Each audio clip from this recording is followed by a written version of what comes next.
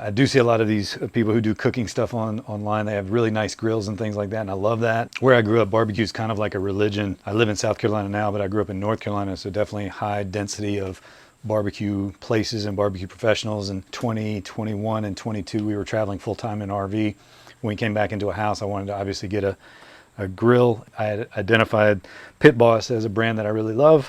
The KC combo was something I really wanted. I found the new one that I wanted, but then I found a guy down the street who had a KC combo on Facebook Marketplace for 200 bucks. Looked like it needed some work.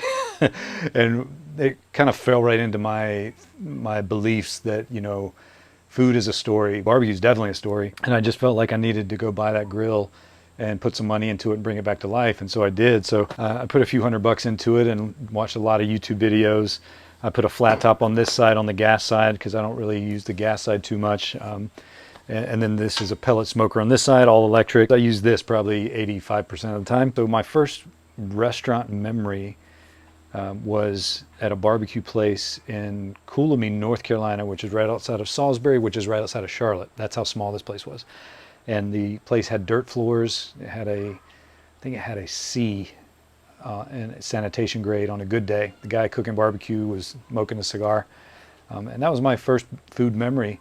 And it was just a story. And my dad tells me that at that place, the exhaust would catch on fire about every couple months because of the grease in there.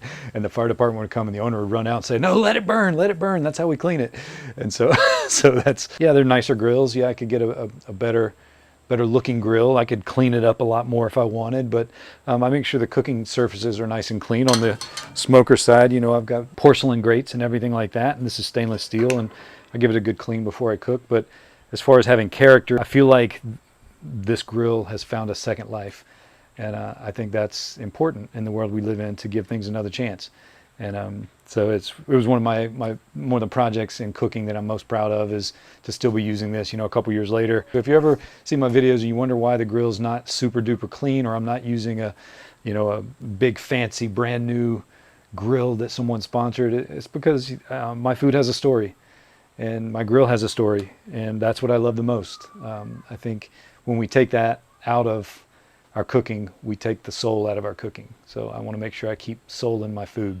And I crack jokes, so don't get me wrong.